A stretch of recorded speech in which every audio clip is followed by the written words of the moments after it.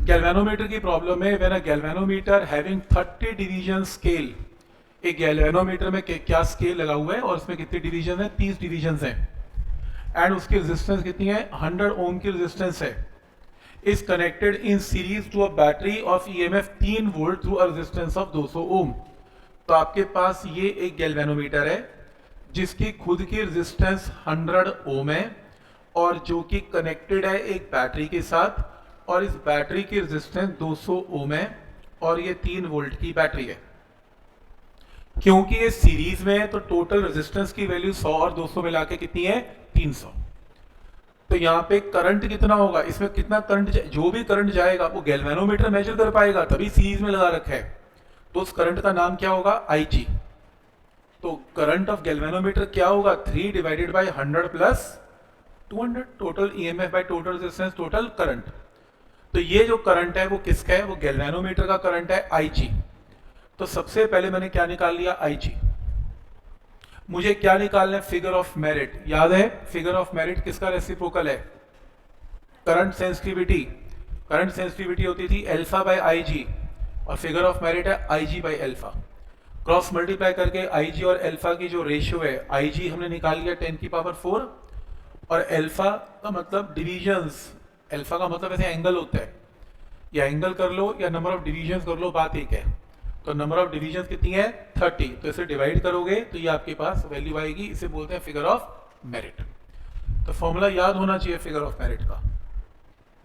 मैंने आपको figure of merit के 2 फॉर्मूले करवाए थे, ये भी फॉर्मूला है और ये भी फॉर्मूला है। आप ये फॉर्मूला यूज करें।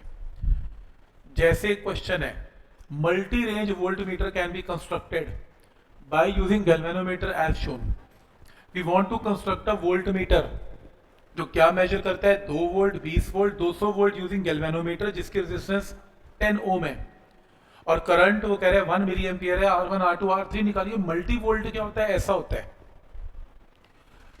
वोल्ट मीटर कैसे बनता है? जब आप गैल्वेनोमीटर के साथ क्या करते हो? Attach resistance in series. तो वो ये कहते हैं कि अगर तुमने सिर्फ और सिर्फ R1 को कनेक्ट किया तो वोल्ट मीटर 2 वोल्ट का बनेगा। अगर तुमने R1 R2 को किया सीरीज में तो वोल्ट मीटर 20 का बनेगा। अगर तुमने R1 R2 R3 का किया तो वोल्ट मीटर 200 का बनेगा। तो जितनी रेजिस्टेंस ज्यादा लगाते जाओगे वोल्ट मीटर की रेंज बढ़ती जाएगी। तो R1 R2 R3 निकाला जाए। तो पहली बात, R का फॉर्मूला जो मैंने आपको लिखवाया था वो था V by IG minus G। Check कर लो formula, V by IG minus G। तो R प्लस G क्या है? इसके इक्वल है।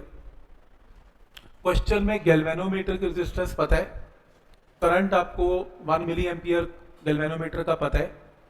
तो केस नंबर 1 है जब सिर्फ 2 वोल्ट का वोल्ट मीटर बनेगा और रेजिस्टेंस कनेक्टेड क्या है? R1। तो ये फॉर्मूला क्या बनेगा? R1 plus G। वोल्टेज आपको 2 लेनी है क्योंकि वोल्ट मीटर 2 का बनेगा। IG आपको गिवन है तो आपने इसमें G की वैल्यू पुट करके R1 निकालिए, एक आंसर आ गया। केस नंबर 2 में आप 2 रेजिस्टेंसेस को ले रहे हो, R1 एंड R2। तो नया फॉर्मूला क्या बनेगा? R plus G। Same formula R plus G V by IG पर R की जगह क्या पुट करेंगे? R1 plus R2। R1 plus R2 और वोल्टेज की जगह क्या पुट करेंगे? 2 की जगह 20। तो 20 करंट वही है सेम। तो सॉल्व करके क्या आ गया? R2। नेक्स्ट आपने क्या करना है? अब 3 रेजिस्टेंसेस लेनी है, R1 R2 एंड R3। तो आपने सीरीज में 3 रेजिस्टेंस लगाई, तीनों के साथ G। वोल्टेज अब क्या लेनी है? 200 और IG तो सेम ही है।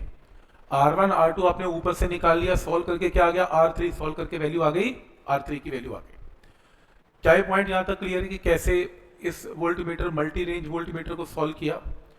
ये न्यूमेरिकल आपने होमवर्क ट्राई करने हैं, ये सेम असाइनमेंट के न्यूमेरिकल्स हैं, वैसे एक बार नजर मार लेना, मोर देन सफिशिएंट है।